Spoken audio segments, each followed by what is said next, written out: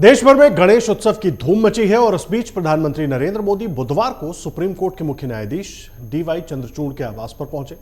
यहां पर उन्होंने गणपति बप्पा का दर्शन पूजन किया, आरती की और जैसे ही इस आरती की तस्वीरें मीडिया में आई, इस पर सियासत शुरू हो गई। देखिए, इस विवाद के बीच बीजेपी और उसके सहयोगी दलों ने विपक्षी दलों पर निशाना साधते हुए उनकी तमाम प्रतिक्रियाओं को लापरवाही भरा बताया है। बीजेपी की तरफ से कहा गया कि शीर्ष अदालत पर निराधार आक्षेप लगाना एक खतरनाक मिसाल कायम करता है। आखिर हुआ क्या था, क्यों बीजेपी की तरफ से सब कुछ कहा गया, आपको बताते हैं। देखिए, पीएम मोदी के मुख्य न्यायाधीश के घर पर गणपति पूजन के लिए जाने पर शिवसेना उद्धव गुट के नेता संजय राउत ने सबसे पहले सवाल उठाए थे। संजय राउत ने तंज कसते हुए कहा था कि अगर संविधान के संरक्षक राजनेताओं से मिलते हैं तो लोगों के दिमाग में संदेह पैदा हो सकता है। इसके बाद बीजेपी और शिवसेना शिंदे गुट के नेता सक्रिय हो गए और विपक्ष के सवालों पर पलटवार शुरू कर दिया। बीजेपी ने इसे सीधे तौर पर लोकतंत्र की खूबसूरती करार दिया। बीजेपी की तरफ से कहा गया कि अगर हम सबको साथ लेकर चलना चाहते हैं तो इसमें गलत क्या है? क्या प्रधानमंत्री और सीजेआई एक दूसरे से मिल भी नहीं सकते?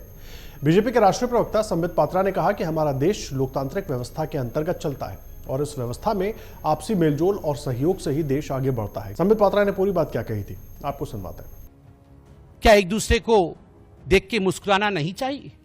क्या एक दूसरे के प्रति सद्भाव नहीं होना चाहिए? This is the beauty of democracy. तभी तो हम दूसरे राष्ट्रों से अच्छे हैं। जिन राष्ट्रों में डेमोक्रेसी और लोकतंत्र नहीं है, उनमें किस प्रकार का व्यवहार जुडिशरी के साथ किया जाता है और हमारे देश में काम करते समय अलग व्यवहार और काम से इल्हैदा उससे अलग हटकर अलग व्यवहार, यही डेमोक्रेसी की खूबसूरती होती है। पलटवार करते हुए संबित पात्रा ने यह भी कहा कि पूर्व प्रधानमंत्री मनमोहन सिंह की सरकार के दौरान इफ्तार पार्टी आयोजित की जाती थी। इसमें तत्कालीन पूर्व मुख्य न्यायाधीश शामिल भी होते थे। पात्रा ने यह भी कहा कि ऐसा लगता है कि जो लोग इसका विरोध कर रहे हैं, दरअसल वो गणपति पूजा का विरोध कर रहे हैं, क्योंकि इसी समय देश के अलग अलग हिस्सों में इस तरह की घटनाएं सामने आई हैं। संजय राउत ने पूरी बात क्या कही थी वो भी आपको बताते हैं, जिस पर संबित पात्रा ने पलटवार किया। संजय राउत ने कहा था कि गणेश उत्सव के दौरान लोग एक दूसरे के घरों में बप्पा का दर्शन करने जाते हैं। मेरे पास इसकी जानकारी नहीं है कि पीएम मोदी किन किन लोगों के घर पर बप्पा का दर्शन करने गए हैं, लेकिन वो सीजेआई के घर पर गए और दोनों ने साथ में आरती की। अगर संविधान के संरक्षक राजनेताओं से मिलते हैं तो लोगों के दिमाग में संदेह पैदा होता है। हमारे मामले में सुनवाई सीजेआई चंद्रचूड़ कर रहे हैं, इसलिए हमें संदेह है कि हमें न्याय मिलेगा या नहीं, क्योंकि पीएम मोदी दूसरी पार्टी में है। सुनिए एक बार संजय राउत ने क्या कहा था, जिस पर यह पूरा विवाद शुरू हुआ। मन में शंका है। हमारी जो केस है महाराष्ट्र में, जो घटना बाह्य सरकार चल रही है और उसकी सुनवाई चंद्रचूड़ साहब के सामने चल रही है,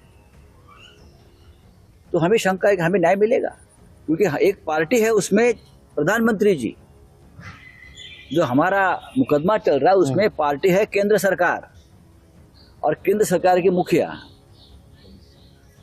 सर न्यायाधीश के सामने साथ आते हैं, घर में बैठते हैं। तो सर न्यायाधीश चीफ जस्टिस ने इस केस से अपने आप को अलग करना चाहिए, नॉट बिफोर मी करना चाहिए, क्योंकि एक पार्टी है प्रधानमंत्री इस मुकदमे में, उनके साथ उनके रिश्ते खुलेआम दिख रहे हैं। ऐसे में क्या चंद्रचूड़ साहब हमें न्याय दे पाएंगे? 3 साल से तारीख पर तारीख हो रही है, एक गैर कानूनी सरकार चल रही है। एनसीपी और शिवसेना जैसी पार्टी को जिस तरह से तोड़ा है, उनके सामने ये भी गलत है, हमें न्याय नहीं मिल रहा है।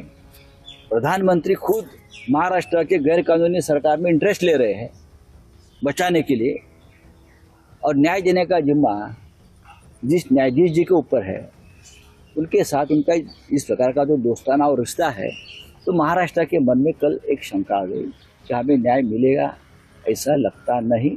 संजय राउत ने जो कहा उस पर मिलिंद देवड़ा ने पलटवार किया। उन्होंने कहा कि गणपति आरती के लिए भारत के मुख्य न्यायाधीश के घर पर पीएम मोदी का जाना, इसे लेकर की गई टिप्पणी बहुत दुर्भाग्यपूर्ण है। और शिवसेना नेता ने कहा कि जब फैसला उनके पक्ष में आता है तो विपक्ष सुप्रीम कोर्ट की विश्वसनीयता की प्रशंसा करता है, जब चीजें उनके अनुकूल नहीं होती हैं तो वो ये दावा करते हैं कि न्यायपालिका के साथ समझौता हो गया। सुप्रीम कोर्ट पर निराधार आरोप लगाना खतरनाक है। ये न केवल एक गैर जिम्मेदाराना हरकत है, बल्कि ये संस्थान की अखंडता के लिए भी हानिकारक है। सुनिए। Ganesh Chaturthi, people visit the homes of even their political opponents. I have been doing this for 20 years. When you get a chance to take Bappa's darshan, you don't ask whose home is Bappa's darshan. You go and visit. So to make a political statement and to politicize the Prime Minister's visit to the Chief Justice of India's home when he's going to take Ganpati darshan, I think is a very low form of politics. one can also ask the question that in 2009, when Mr. Balakrishnan was the Chief Justice of India, and at the time the incumbent Prime Minister Dr. Manmohan Singh hosted an iftar party at his residence, which was attended by the Chief Justice of India, one can ask a question then also, why is the Chief Justice of India interacting with the Prime Minister? So these are very immature remarks made by the opposition, and I would only urge the people who are making these statements that they should understand the cultural ethos of Maharashtra, of Ganeshotsav, of Ganesh Chaturthi, and rather than politicizing this, learn to go to Bappa and take Bappa's darshan. वहीं इस पूरे मामले पर वरिष्ठ वकील इंदिरा जयसिंह ने भी सवाल उठाए थे और उस पर पलटवार करते हुए बीजेपी के राष्ट्रीय महासचिव बीएल संतोष ने कहा कि हालांकि वामपंथी उदारवादियों ने प्रधान न्यायाधीश के घर पर आयोजित कार्यक्रम में प्रधानमंत्री के शामिल होने पर रोना शुरू कर दिया है, लेकिन ये घुलना मिलना नहीं बल्कि शुद्ध रूप से गणपति पूजा थी। बीएल संतोष ने इंदिरा जयसिंह की टिप्पणियों पर प्रतिक्रिया देते हुए सोशल मीडिया प्लेटफॉर्म एक्स पर एक पोस्ट में कहा कि रोना शुरू हो गया है। सभ्यता, सौहार्द, एकजुटता, देश की यात्रा में सहयात्री सभी इन वामपंथी उदारवादियों के लिए अभिशाप है। इसके अलावा ये कोई घुलना मिलना नहीं था बल्कि ये शुद्ध रूप से गणपति पूजा थी। एससीबीए कोई नैतिक दिशा निर्देशक नहीं है, उन्होंने ये टिप्पणी की इंदिरा जयसिंह ने जो ट्वीट किया था, जो सवाल उठाए थे उस पर। इंदिरा जयसिंह ने क्या कहा था वो आपको बता देते हैं। इंदिरा जयसिंह ने भी इस पर सवाल उठाए थे। वरिष्ठ वकील हैं Indira Jaising. Social media platform X पर उन्होंने भी लिखा था कि भारत के प्रधान न्यायाधीश ने कार्यपालिका और न्यायपालिका के बीच शक्तियों के पृथक्करण के सिद्धांत से समझौता किया है। उन्होंने कहा कि मुख्य न्यायाधीश की स्वतंत्रता पर से सारा भरोसा उठ गया। सुप्रीम कोर्ट बार एसोसिएशन को कार्यपालिका से सीजीआई की स्वतंत्रता से सार्वजनिक रूप से किए गए समझौते की निंदा करनी चाहिए। देखिए, पीएम मोदी के सीजीआई के घर पर जाकर गणेश पूजा, गणेश आरती करने को लेकर जिस तरीके से विवाद शुरू हुआ और इस पर सियासत हो रही है, इस पर बीजेपी के अलग अलग नेता निशाना साध रहे हैं। अमित मालवीय ने भी निशाना साधा। उन्होंने कहा कि धर्मनिरपेक्षता का प्रतीक तब भी माना गया था जब डॉक्टर मनमोहन सिंह ने इफ्तार पार्टी की मेजबानी की और उसमें तत्कालीन सीजीआई केजी बालाकृष्णन भी शामिल हुए थे। उस तस्वीर को भी उन्होंने साझा किया। अमित मालवीय ने यह भी कहा कि उनकी समस्या केवल प्रधानमंत्री और सीजीआई के बीच की शिष्टता और सौहार्द नहीं है बल्कि गणेश चतुर्थी है। कांग्रेस और कम्युनिस्टों को हमेशा हिंदू त्योहारों से दिक्कत रही है और अब उन्हें महाराष्ट्र से भी दिक्कत है जो गणेश चतुर्थी को बड़े उत्साह के साथ मनाता है।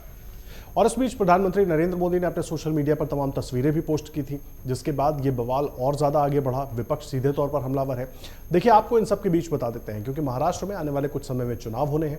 ऐसे में पीएम मोदी सीजीआई के घर पर पहुंचते हैं और अगर आप ठीक से उनकी वेशभूषा देखें तो लगभग जो मराठी वेशभूषा है वो उन्होंने धारण की हुई है। टोपी भी उसी तरीके से लगाई हुई है, गले में गमछा भी है, सब कुछ वैसे ही है और गणेश जी की पूजा कर रहे हैं, आरती कर रहे हैं।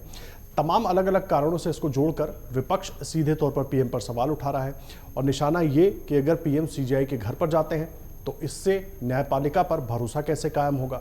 दूसरी तरफ बीजेपी सीधे तौर पर हमलावर है कि आपसी सौहार्द नाम की कोई चीज़ देश में है नहीं, फैसला आप कीजिए। तमाम सवाल जरूर उठ रहे हैं, इसको राजनीति से पूरी तरीके से जोड़ा जा रहा है, लेकिन इसके सही मायने क्या है अब देखना यह है कि क्या वाकई इन तस्वीरों का असर किसी चुनाव पर पड़ता भी है या किसी फैसले पर पड़ता भी है। क्योंकि जब सुप्रीम कोर्ट के फैसले विपक्ष के पक्ष में आते हैं या सरकार से सुप्रीम कोर्ट कोई सवाल पूछता है तो यही विपक्ष के नेता सुप्रीम कोर्ट की तारीफ करते नहीं थकते, लेकिन जब पीएम वहां पर पहुंचते हैं सीजीआई के घर पर पूजा करने के लिए तो उस पर इतना बवाल आखिर क्यों। अगर आप ये वीडियो YouTube पर देख रहे हैं तो हमारे चैनल को सब्सक्राइब करें और बेल आइकन को दबाना ना भूलें। अगर आप Facebook पर ये वीडियो देख रहे हैं तो हमारे पेज को लाइक करें।